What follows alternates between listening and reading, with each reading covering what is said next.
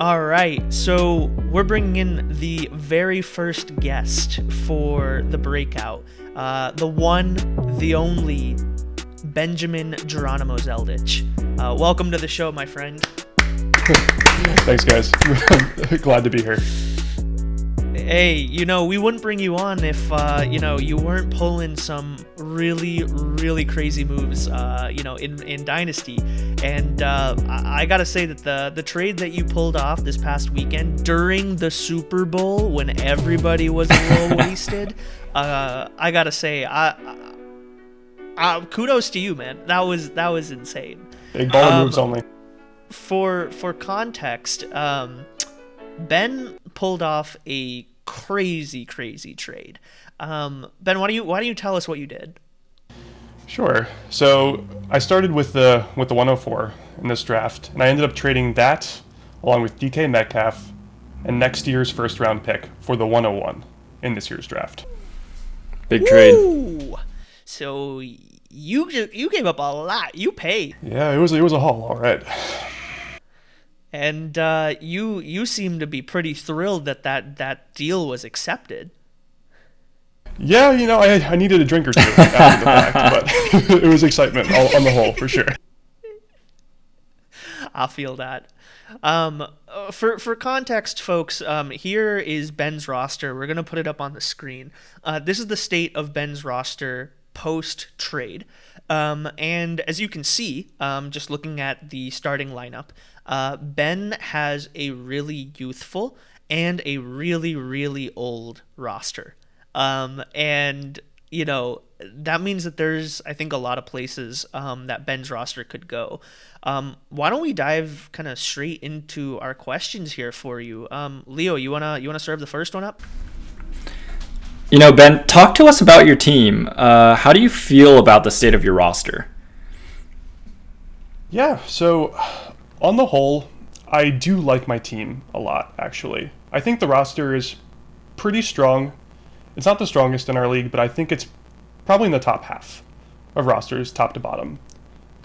There's a nice mix of young talent with guys like Josh Jacobs, TJ Hawkinson, Marquise Brown, what was DK Metcalf, as well as some older guys like Marvin Jones, Cole Beasley, and a few others. So I think it's overall quite strong, but like you guys said, there's a mix of old and young on the team. Yeah, and it looks like since you traded for the 101, you're presumably going to be drafting Trevor Lawrence. What about the quarterbacks on your team? How do you feel about that? I'm going to keep it PG-13 on this video right now about the quarterbacks on my team because there's a reason I traded up to number one. The QB situation's a mess, to put it frankly. Drew Brees was my quasi number one QB this past year, and Daniel Jones is my only other QB. So it's pretty bad, I would say, on the whole. What was your QB situation like during the season? Like, was there a stretch where you didn't have any QBs to play? There was a stretch of about 2 weeks where I literally did not start anybody in that QB slot. I think I ended up winning one of those weeks, funny enough. But I really shouldn't have. So interesting. So you traded up from 104 to 101. This was a pretty big haul that you had to give away for like a 3-spot jump. It looks like if you were to mock a Superflex mock draft, it would look something like Trevor Lawrence, Zach Wilson, Justin Fields, something like that, and potentially you could land either the 3rd or the 4th ranked quarterback off the board. Did you feel like Trevor Lawrence was that big of an impact maker? In a word, yes. The way I viewed the quarterbacks this year I view Trevor Lawrence as, of course, there's never really a can't-miss prospect, but he's as close as one might get to a can't-miss prospect. Justin Fields is also great. He's a bit rawer, has less, I think only has about 1.5 years of football on tape at this point. He has some issues with making strong first reads, etc. So he's a little bit of a question mark, slightly, in comparison. And then once you get past Justin Fields, you start getting into Zach Wilson, who is even rawer than that. And then you start getting into Trey Lance, Mac Jones, etc. And at the end of the day, I just didn't really want to deal with the uncertainty in my stomach about having to deal with any of those guys outside of the top 1 or 2 QBs of this year. So that's ultimately why I wanted to move up to get my choice of all of them. Gotcha. So let me ask you a clarifying question here. So did you feel that Trevor Lawrence was that much better than the average prospect, or did you feel that Justin Fields and Zach Wilson were lesser than what you would expect or want at the quarterback position? Was it one being way better, or the 2 or 3 being a little bit worse? It was the one being way better, I think. I ultimately wanted to really get a generational young star quarterback on my roster, because as I've come to see over this past year, my first year in Dynasty Superflex, you just about always really, really need a number 1 QB who's super talented and can carry the team if need be. I think Trevor Lawrence is that guy. It's not to say that the other quarterbacks can't be potentially, but there's more risk associated with them, and I'd rather pay a little bit of an extra price to kind of remove that risk as much as I can than just have to deal with it and sit on that. All right, so Ben, here's a question that I have about your strategy for assessing the quarterback position. So you traded away 104, which, we could say would probably be RB1, wide receiver 1, tight end 1, or QB3. So we're talking about maybe a ETN or a Najee. We're talking about a Jamar or a Devonta. We're talking about Kyle Pitts, or we're talking about Zach Wilson, Trey Lance, somewhere there, right? Why did you choose to give up a generational wide receiver, a up-and-coming generational prospect in the 2021 class, and a first next year for an unestablished quarterback like Trevor Lawrence, as opposed to going after a young quarterback who would require the same haul, but you already know what they are in the league? Guys like Kyler, guys like Joe Burrow, guys like, I don't know, any of these guys, or even an established veteran like Russ. As for why I didn't trade for an established guy, I think the answer is ultimately that it boiled down to is that I don't think I would have been able to get one for the price that I paid. Believe it or not, I just don't think I would have been able to. And I tried. I tried to get Patrick Mahomes for DK in the first, and I failed trying to do that. And I think the story would have been similar for anybody of that caliber. For what it's worth, I think Trevor Lawrence is going to be better than Joe Burrow, even though I like Joe Burrow. And so that factored into the calculation as an example.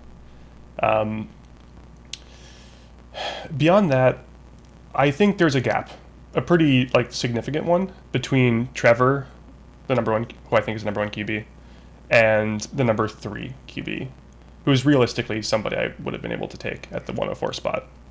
At 104, you're looking at Zach Wilson, Trey Lance, one of those guys. I think they're promising prospects, sure, but they each have question marks for me. They're either just super raw in some way. Let's say they've only played for a year in college. They have some issues fundamentally. They just don't compare to me to Trevor as a prospect. I think he's a real generational prospect with very few holes from what I can tell. And so I figured ultimately this is a trade that I could reasonably make. If he turns into somebody like a Kyler or a Deshaun, then I think it was perfectly fine value to make the trade ultimately. So you think there are too many question marks for quarterbacks that come after Trevor Lawrence? Last year when we saw all the quarterbacks being drafted, it was Joe Burrow, usually Tua Tagovailoa, and then Justin Herbert. Justin Herbert was the 3rd quarterback off the board, and he finished this year as the best rookie ever in history. When you see something like that, how does that factor into what your decision made was? You're right, and again, it would have been. I would not have had the option of getting Justin Fields either, because I was at 104, and chances are he'd go in the top 3. So it's really a question of, would a guy like Zach Wilson or Trey Lance turn into a Justin Herbert this upcoming year? That's kind of the calculation you have to make. And I do agree. I do think it's possible that happens, especially if they go to a good offensive system. They go to Atlanta or somewhere, things just work out. Carolina, let's say, things just work out well. But, and this is just a personal preference of mine, I think there's a certain price to pay for the increased certainty, let's say, that you have in somebody's talent. Those guys, Wilson and Lance and anybody beyond, could be great, but I think that there's significantly more risk associated with them than there is with Trevor. And I really, really want to get a generational quarterback on my team, like by all means possible. And I figured that I would honestly pay a little bit of extra price to get that added certainty that I'm going to get that on my team. That makes total sense. I mean, who knows, right? Right now, we might look at it as an overpay. 2-3 years from now, maybe we look back and we say, damn, what an underpay. Like, just DK and this running back who's good but not great, and, you know, another prospect, like, I'd pay that any day. So really, it's you know, up to the test of time. Let's see what happens. Yeah, we'll see. I mean, look, and there's no guarantee that the 2022 first will turn into anybody good either, right? Like, assuming my team is reasonably good this year, it might be a second half pick in the first round. No guarantees it's even a generational or a good prospect either. So, you know, you never know, honestly. So, Ben, when we look at a player like DK Metcalf, he's on the trajectory of, you know, a top 5 dynasty wide receiver, right? You're looking at players like DeAndre Hopkins or Stephon Diggs or right now AJ Brown. How do you justify trading away one of those guys for someone that hasn't even played a snap in the NFL yet? It really hurt, first of all, to give up DK, because I love DK, and I didn't think I would end up trading him ever, but yeah, here we are. But to answer your question, I guess it's sort of twofold.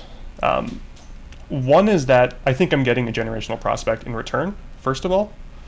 And the second is that I think I'm getting a generational prospect at a more important and less easily fillable position than I was with DK. In my personal opinion, I think wide receiver is the easiest position to fill in fantasy football. Like, every single year, you can draft like at least a handful of wide receivers who will end up being productive, if not on DK's caliber, just productive. And I see no reason why that would not be the case this year and in future years. So, as much as it pained me to have to give up DK like that, I figure that if I can get a generational QB who can carry my team and is harder to fill, and then replace DK with somebody who's, let's say, like 70% of his caliber, I think that's ultimately a net positive for my team moving forward. Hey, well, we loved having you on the show, Ben. Thank you for being our first guest. And, you know, we're looking forward to, you know, what your team can do, you know, in the next year. And, you know, hopefully you make some more splashes so that we can bring you back on again. Oh, I will. Hey, appreciate you guys both having me on. Thanks, guys.